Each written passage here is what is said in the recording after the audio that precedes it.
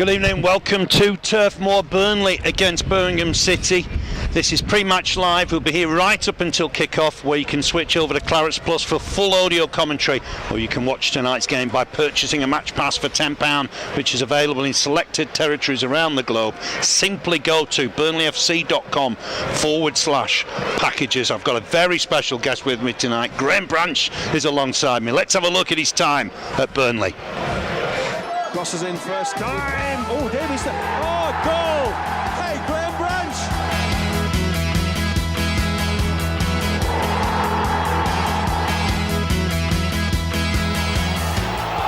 Oh, brilliantly won by Branch. Scores! Fantastic individual effort from Graham Branch. Burnley have collected 3 points here. Automatic promotion. It must be.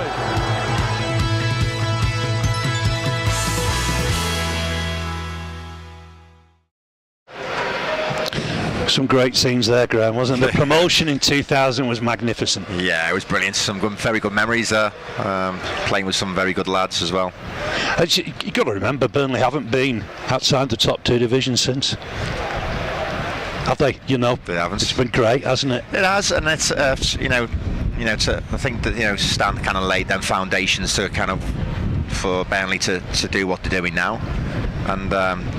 They're doing well to get into the Premier League. I mean, it's just one of the toughest leagues in the world, and they had a right good go at that as well. And the way they're going, this season, and they've got to get that chance again. So they're brilliant, for a small club. Yeah. You've got to remember it's a town club, isn't it? It's brilliant, isn't it? Yeah, I think you sensed when you came all those years ago that something was sort of bubbling under. We were struggling, weren't we? Yeah. In the 3rd tier at that time, but Stan Turnant turned it round. Yeah, he was just straight to the point, the gaffer. And he's just a tough man, isn't he? And he says what's on his mind, and that if he says something, it's usually got to happen. And as I was saying to you before, he said to me that he'd get it sorted when he came here, and I'm glad I was part of it, because they were by far the happiest times of my footballing career. I was lucky to play for 17 years, which is brilliant to have that longevity in my career. But the gaffer was absolutely brilliant.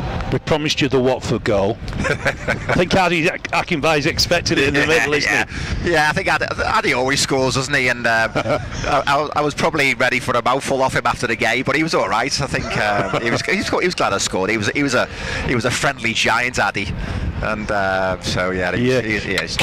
you're a bit of a utility player in a way, weren't you? But I always preferred you left wing, as far forward as possible. Yeah, I did as well. Funny enough, it was tough.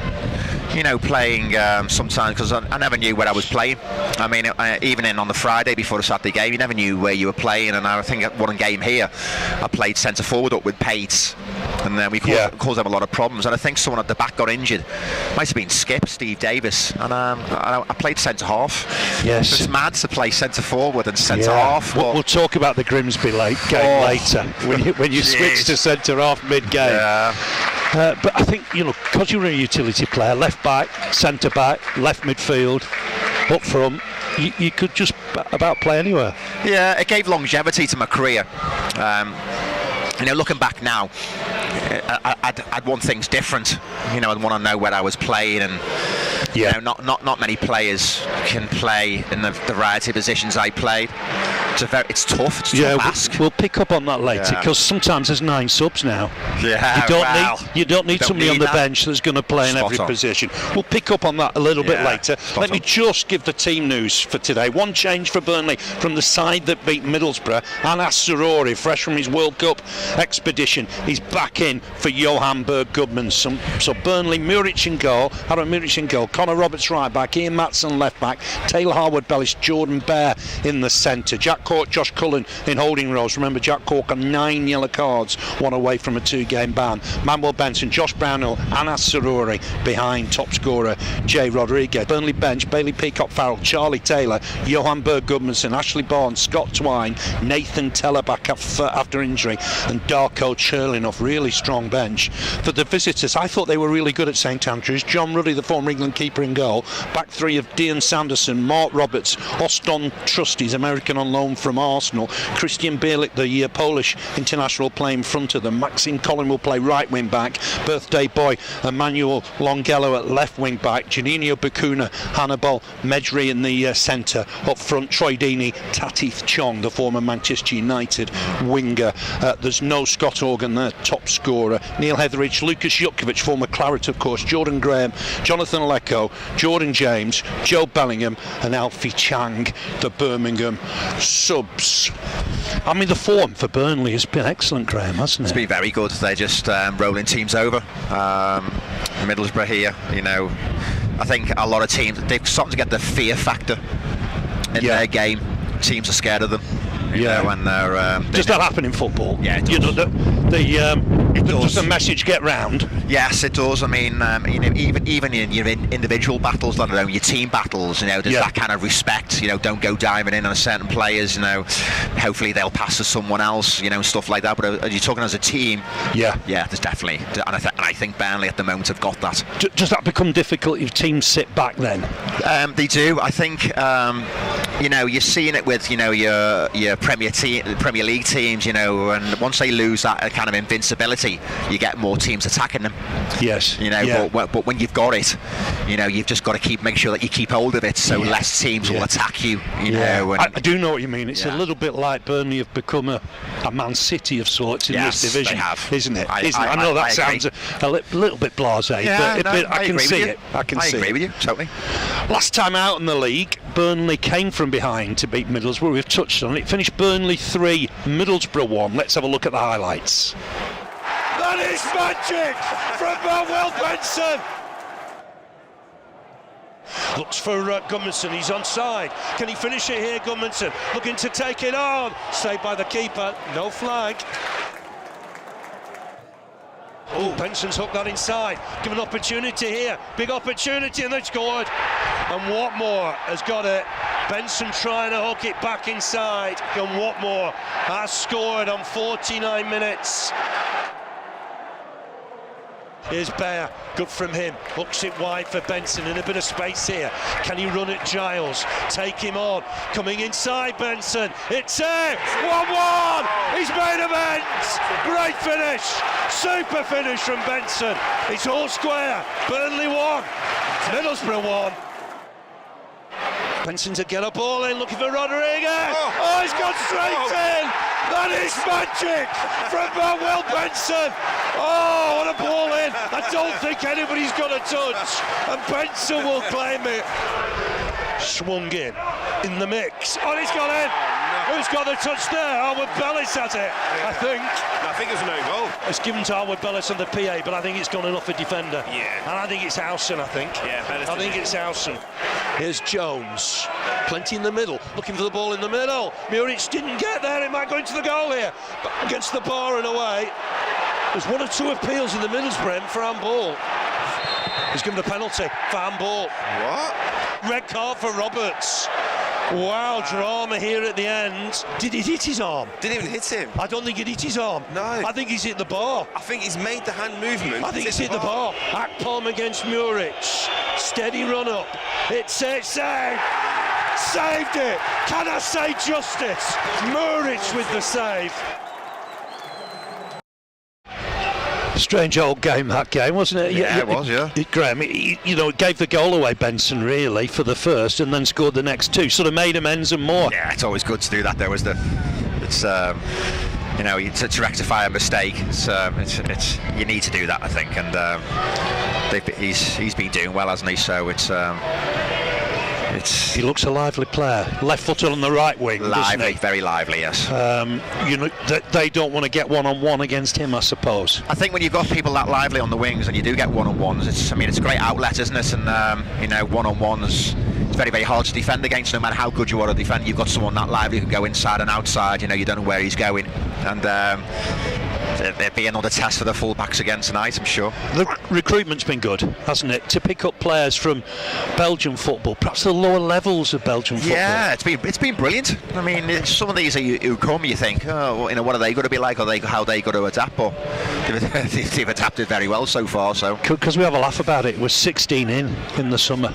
I can't remember a summer quite like that. No, 16 in. And usually when you bring that many players in, you either totally build from scratch, or it's hard to try to get them all involved with what's here, you know. And a lot of teams, especially when you go into the Premier League, they just buy loads of players, and it doesn't work out. And you know, it could work out that way. Marnie was with us for the Manchester United game, and he talked about, you know, there is a trap door.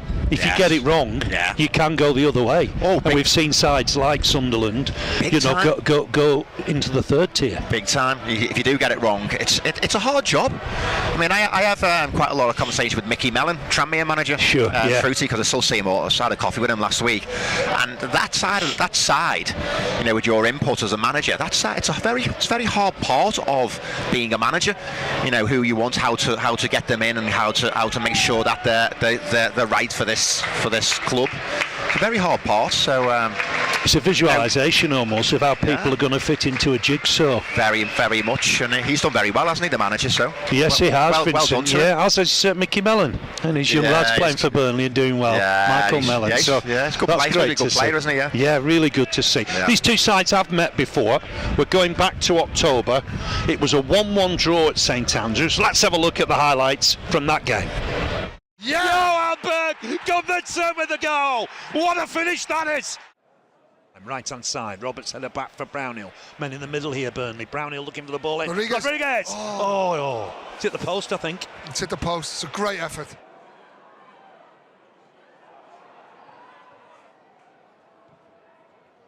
It's gone deeper. Shot wide of the target.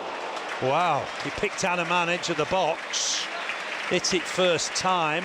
He's caught it so sweet in the volley, and thankfully, from Burnley's point of view, it's just gone to the right-hand side of the post. Looking here for Gudmundsson, couldn't just quite reach it, but wins the second ball and does well with the second ball. It's coming inside on his left foot. Johan Berg, Gudmundsson with the goal. What a finish that is on his left foot. No chance for the keeper. The substitution has worked, and Johan Berg Gudmundsson has given Burnley the lead. Fantastic effort. Oh, it's a fantastic goal. International player, played at the highest level, comes off the bench. You know, does really well to win the ball back in the first instance, cuts inside, opens up that angle for his left foot, and bends an unbelievable strike just around the reach of Ruddy into that far corner. What a finish from Johan.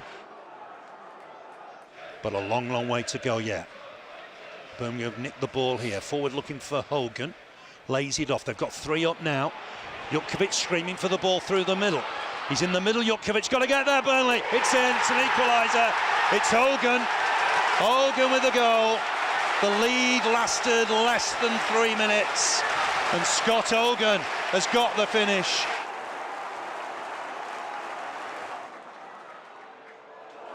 Hogan taking men on, ball into the middle. Might have hit the woodwork. I think it was meant to be a cross. Yeah, it was a cross. I think it's a shot. Yeah, 1-1 draw back at St Andrews, Graham.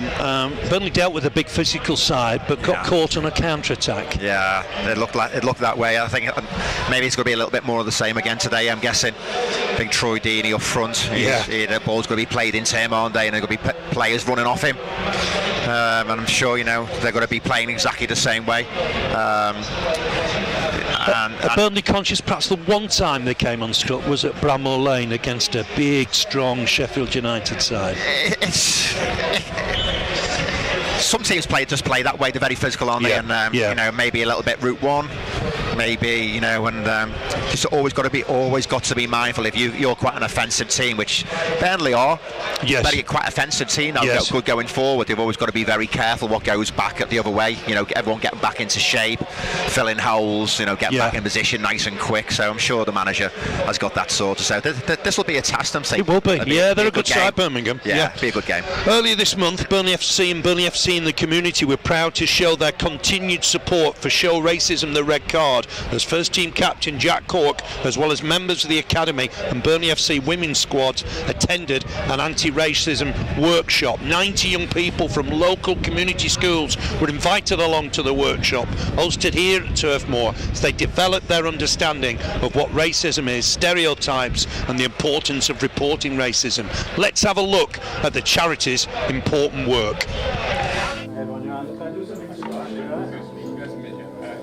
So they've come down, they've heard what you guys are doing today. We're showing it to the car. Were you ever in their seat? Did you ever? No one should ever feel left out because of the race or like the child said earlier, disabilities or just anything that makes someone feel out of place. Everyone should be included in everything they do, and no one should be left out of anything.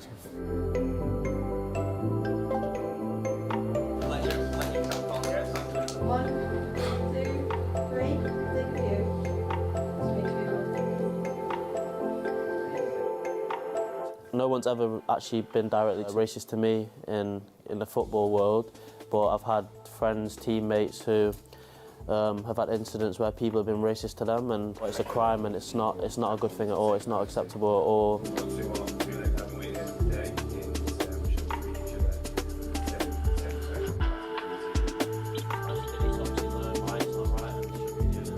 I think it's good to promote as much as possible. The more people feel that they can be in a safe environment in football and in the world, then the better, really.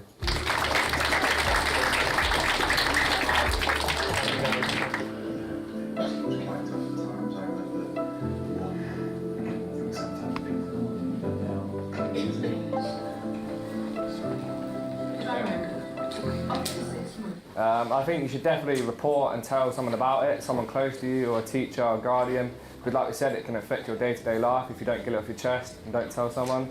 They definitely should. The first fault of racism, you should tell someone and not let it affect your day-to-day life. When it started when black people were being enslaved from Africa, they were to the Caribbean and then shipped down to Europe and America. Has anybody got a quick question from this workshop? Anybody got a quick question? Obviously, you've seen all them people on the screen today, showing everyone in the video was from a different part of the world and has grown up differently. So it's just important that everyone treats each other equally and has the same respect that you want to be treated yourself. So obviously, being kind, looking after each other is the most important thing. So I'd say just be kind in general.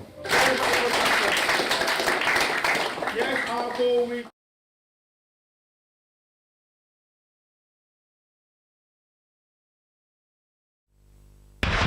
Welcome back. Show racism, the red card. That's a great piece. Certainly a lot of work's gone on. We have John Francis with us. I don't know if you know John, a little bit before your time, he used to say he got some awful stick on the pitch. He tried to deal with it by scoring goals. Yeah, well, in those times, yeah, it was kind of the only way to do it. You know, it's thankfully all that's changed. Yeah. You know, you still get a couple of morons who will, you know, but a lot of people around that individual now will put them straight.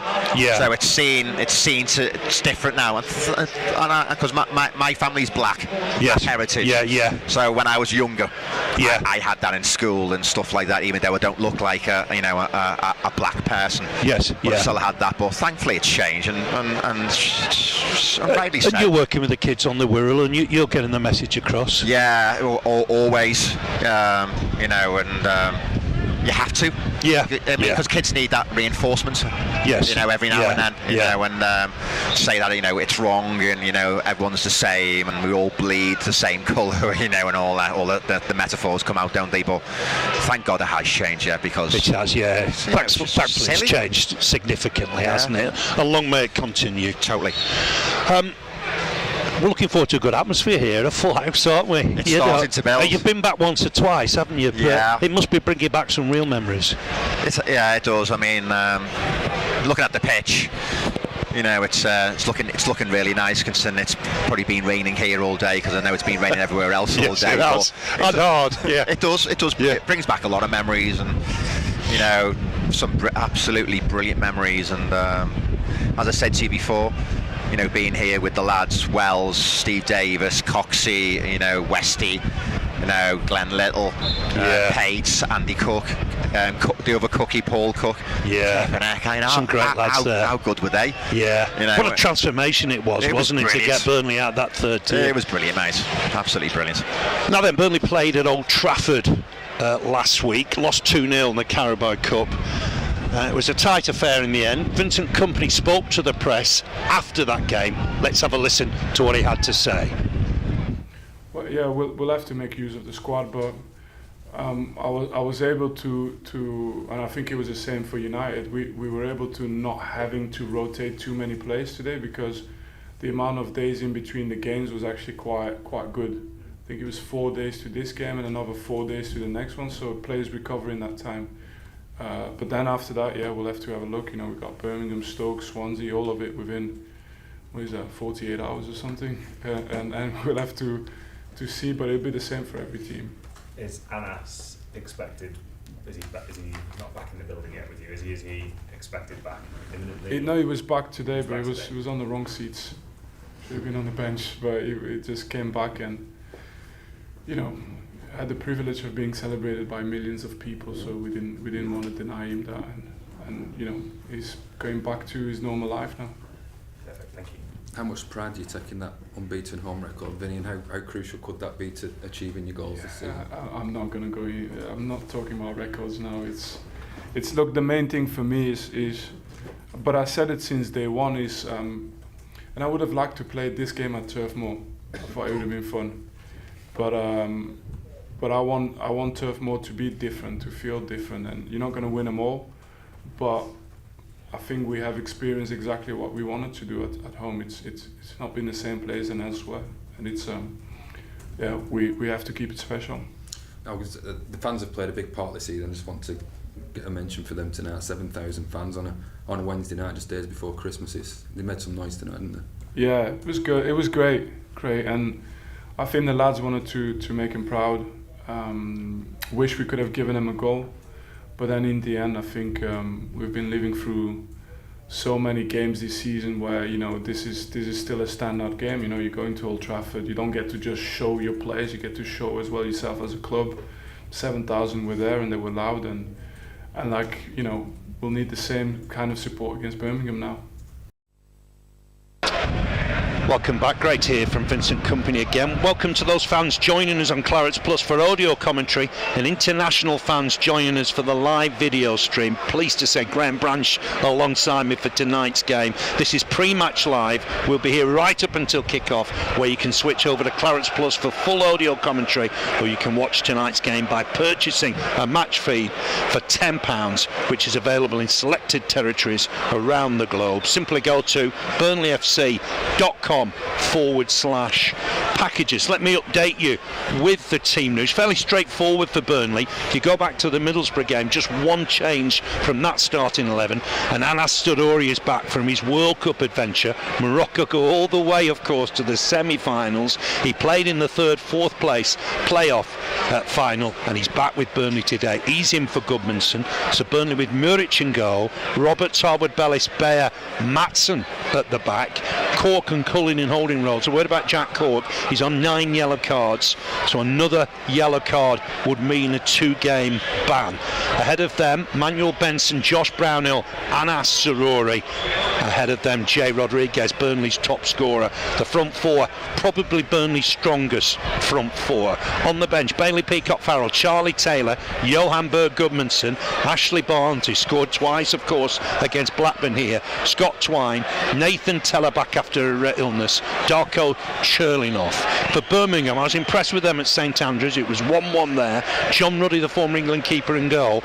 But big back three of Dion Sanderson, Mark Roberts, the former Barnsley defender, Aston Trusty. Ahead of them, Christian Bielik, Polish international, played in the World Cup, turns 25 next month. Maxime Collin will play right wing back. Emmanuel Longolo, it's his birthday today, at left wing back. Bakuna and Mebry in the centre. And then ahead of them, Troy Deeney made his 600th appearance in that win over Reading the other week. Alongside him, former Manchester United winger Tateeth Chong. On the bench for Birmingham, Neil Hetheridge, then Lukas Jutkovic, former Claret, of course, joined in the 2014 summer Sean Dyche signing, Jordan Graham, Jonathan Lico, Jordan James, Joe Bellingham, obviously younger brother of Jude Bellingham, who did so well in the World Cup, and Alfie Chang. Our referee is Darren England. The fourth official, Rebecca Welsh. Rebecca Welsh did the Accrington Barnsley game yesterday.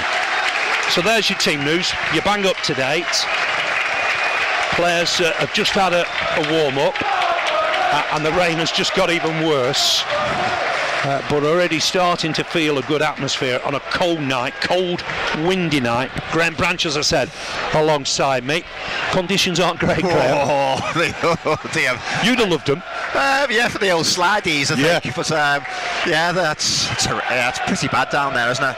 It looks to be, yeah. But you were telling me the pitch is a million years away from what it was. The pitch is like a carpet now. As I was saying to you before, there used to be a strip on the far side that it was just mud. Don't think much sunlight got there, and the drains, I think, played a big part in that. But you look down now on the pitch, it just looks really nice, and it's a pitch to play football on, isn't it? Yes, it is. You can't blame any bobbles, can you? Yeah, did a little bit of remedial work in the four weeks off with the World Cup. But you're right, on that far side, just used to be so wet. Barry's done a great job. Yeah. You know, the pitch is in good nick. Pitch looks brilliant. You need a good pitch for this team, don't you? Because they're looking to play football. That's exactly. I think most pitches now, it's Championship. And the Premier League, they're all really good quality, aren't they? Because teams want to play football, as you said. So you can only play football on a decent pitch. I think it's become a bit of a science as well, hasn't it? Yeah. To work sort of artificial fibres into it, as we've done here, makes a big difference. Huge difference. I mean, I about 5-6 years ago, I was looking at the pitch and someone said it was going to be ripped up. I was like, wow, it looks unbelievable. It does need a bit of work on it in the summer, but that seems hard to say, doesn't it? Yeah. I mean, you'd get a mid-season break in years gone by, wouldn't you? When there's a cold snap, you'd be off for a couple of weeks. Yeah, we usually run up in the hills. I remember when the gaffer run up some hills, or having snow fights with Big Jeppo. I think trying to hit his big backside with some snowballs, which wasn't hard. That's another difference, isn't it? Gawthorpe with the all-weather pitches. Yeah. You're not able to get out there more. I do remember there was a time when we used to book one of those indoor centres near Blackburn for a bit of training, didn't we? Yeah, because I remember Gawthorpe, and it was mud. Yes. I mean, it was mud up to halfway up your leg. Yeah. So we'll get you down there and have another look and see what's I'd love changed. To go down there. Yeah, we'll do that. We'll get that sorted. We'll get some of the ex-pros down for a little tour, and you can have a look. We're bringing 9-year-old lads here for the first sort of academy sessions. Brilliant. And it's just incredible. It is incredible, isn't it? With a big indoor gym as well. Yeah, it's brilliant, mate, isn't it? I mean, at least Burnley had the foresight, didn't they, to use a bit of that Premier League money to develop the facilities. Yeah, I think you have to have good facilities, don't you? Yeah. All the good teams have good facilities, and you need that because, as you said, there's more science coming into the game now. And with that science, because better facilities usually follow. So, and that helps on the pitch. Yeah. When every 2-3% each player can bring a lot to a team. So it's the way forward, isn't it? I did wonder if you shouldn't see players going down with cramp anymore. No, I'd be very surprised if. Yeah, I mean, there's a little bit of that. Yeah, it's. I mean, I used to get a little bit of cramp, but I used to have. I wear orthotics in my shoes. To combat that. Yeah, but that's where the science comes in. Because they only knew I needed orthotics when I was getting cramp, not the other way round. Oh, right. So all this biomechanics now, they'd look at you now and go, well, he needs orthotics, he's slightly pronating, and that helps to the team. So it's done the other way round now. Yeah, I always thought it was more like for players who are doing sprints, more sprints back and forth. They were likely, a bit like sprinters, athletic sprinters. They were more likely to get cramp. Yeah, because it's all the lactic acid and stuff in the bodies as well. Your big centre back who goes around at 3/4 pace doesn't tend to get cramp. No, they don't. No. I mean, what about Birmingham? I mean, there'll be a proposition today. They struggled last year. They were nearly relegated. Only had 11 wins last season in the Championship. He's turned it round, John Eustace. Well, they've only got 7 defeats now. If you look at their players as individuals, know, they've got some good players in their team. Yeah, some really good loan players. I like Trusty, I like Sanderson. So they've only conceded 20 goals. There's a reason for that. You know, Sanderson, Roberts and Trusty are three really good centre-backs. Maybe, you know, as we were saying before, this will be a tough game. I think so. As good as Burnley are so far this season, this will be a test. If Burnley can get an early goal, then, you know, it brings them out. They have to come out. They have to attack more, and that leaves space. I'm intrigued how you break down packed defences, and, you know, are Burnley going to be able to do that in the second half of the season? Are they equipped to do that in the second half of the season? Because the wide men are. The wide men will love them. If the ball's switched quickly and you get your one-on-ones, for the team can't shift over to that side that the ball's being shifted, because the ball's always quicker than legs. You know, you get them one-on-one situations, which, you know, Burnley are very good at, and that's where it opens up.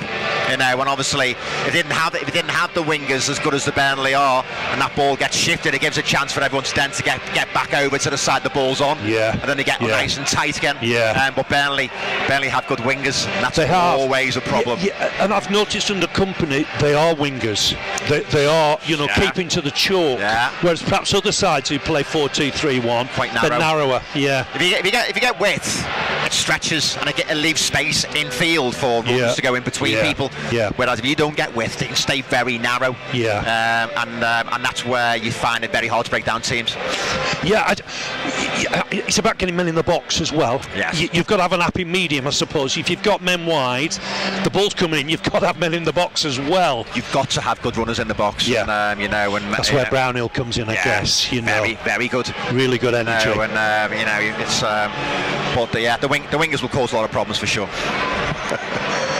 We're just minutes away from kick-off, and what's a bit of a wet and windy Turf Moor. These are the nights you know, isn't it? That's all you know. Turf Moor. Every time I came up here from Liverpool, it usually rains, to be fair. It rains a lot, but it's a lot drier your way, isn't it? I mean, it's the way round. I come over from Liverpool, and it was horrendous in Liverpool on the way over. Yeah, she said, you know, after playing on the motorways. And we used to go to New Brighton for our holidays. New Brighton, lovely.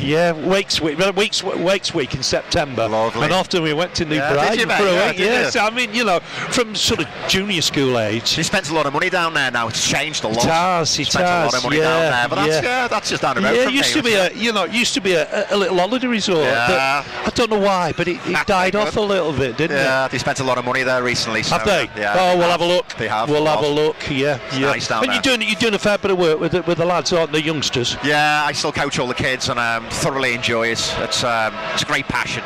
You know, it doesn't feel like a job. If it doesn't feel like a job, you know you're in the right job. And just say, you know, I'm lucky enough to get a lot of, you know, players going into the professional academies. You know, whether that's a good thing, whether that's a bad thing, that's another conversation. You know, how ruthless football is. But just seeing, you know, individuals progress, boys and girls. Brilliant. Tranmere have done well with that, haven't they? They have. Know, they have to, don't they? They do, to be competitive. We've got a young lad, Joe Barres, Gary's lad, made his debut in the Carabao Cup here against Crawley at 16. Joe's from Crosby. Right. So he's from Liverpool. Gary was at Tranmere. And there's a little board, isn't it? We saw it when you came for a pre-season game. There's a board on there with everybody's name. You're on there. Gary's on there. A few more. Ian Moore's on there. Trying to think who else. They've done well, haven't they? Done very well. You know, and long may it continue. They've got to find those stars of the future. They have to, and I know, you know, Mickey was saying it's quite tough at the moment. You know, he's probably needs a few more. He wants a few more players in his squad, but every manager does, don't they? You know. I like Mickey. Mickey, you know, did ever so well here, and you know, he's a little bit of an old-fashioned manager in a way, isn't he? Yeah, he is. And young Michael's doing well here, scoring goals, acrobatic over kicking under 21s the other way. I've seen him play a couple of times. He's supposed to be really good. And growing, which you need to do if you're playing up front. Got a bit of pace, good in the air. You have to have someone about you playing up front, don't you? Unless you're a Aguero who drops in. You know, and I just worry these days. There's only one forward often, isn't there? Only one centre forward. If you picture yourself as a centre forward, you're playing for one spot, not two these days. It's hard usually as well, because usually you've got two people around you. Yeah. So you have to use your brain a lot. Yeah. And, you have to make your runs, good runs, and but yeah, it's another way in the game's changed a little bit, has it? You always saw two forwards, didn't you? Yeah. Two forwards and a winger, and when I was a lad. Yeah, we always played two forwards, Cookie or Pates, me or Pates. Yeah. Always play two forwards, and sometimes it can be a little bit predictable. Yeah. If they're both going long, or maybe one going long. You played well with Pace. It was a nice little combo. He liked your pace. He liked your ability in the air. Yeah. Pace was a little fox in the box. You won't get the ball back. Yeah. You won't get the ball back off him, will you? Because he goes for goal. Bloody nightmare. But he was great, wasn't he? He was a scorer. He'd score in this team. He was a scorer. He'd score. That's what he was. Out goal scorer. You knew where the goal was. And he's teaching that little trick now at Burnley College on night. So he's doing really well with it. Yeah. Just waiting for the teams to come out. Burnley in claret and blue, Birmingham in all blue. Troy Deeney's the Birmingham skipper. Jack Cork, Burnley's skipper. He's on 9 yellows. That's a tricky problem. You can't think about that, can you? Especially today.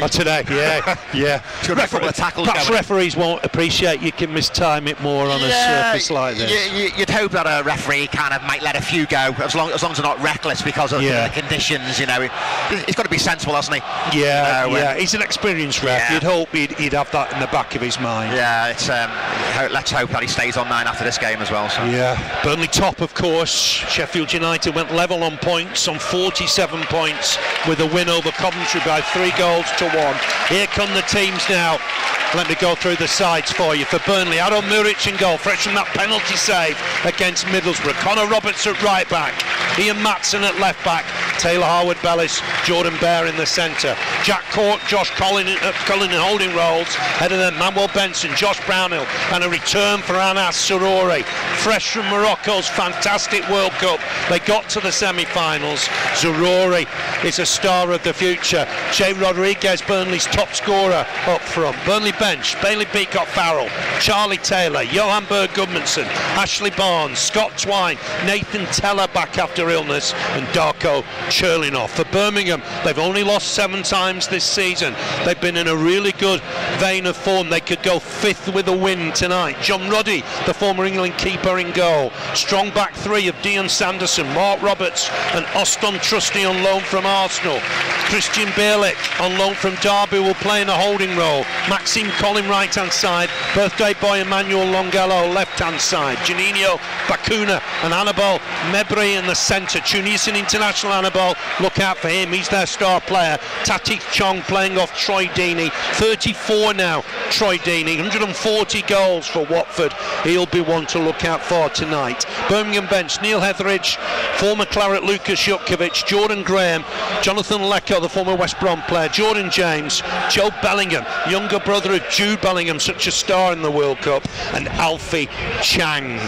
If you're watching on social media, thanks for joining us on Pre-Match Live. You can now switch over to Clarets Plus on our official app or website for live audio commentary, or you can watch tonight's game for just £10. Selected territories. Simply go to burnleyfc.com/packages to purchase a match pass. Thanks for joining us. Burnley against Birmingham. Let's hope Burnley can get the points tonight, and we'll see you soon.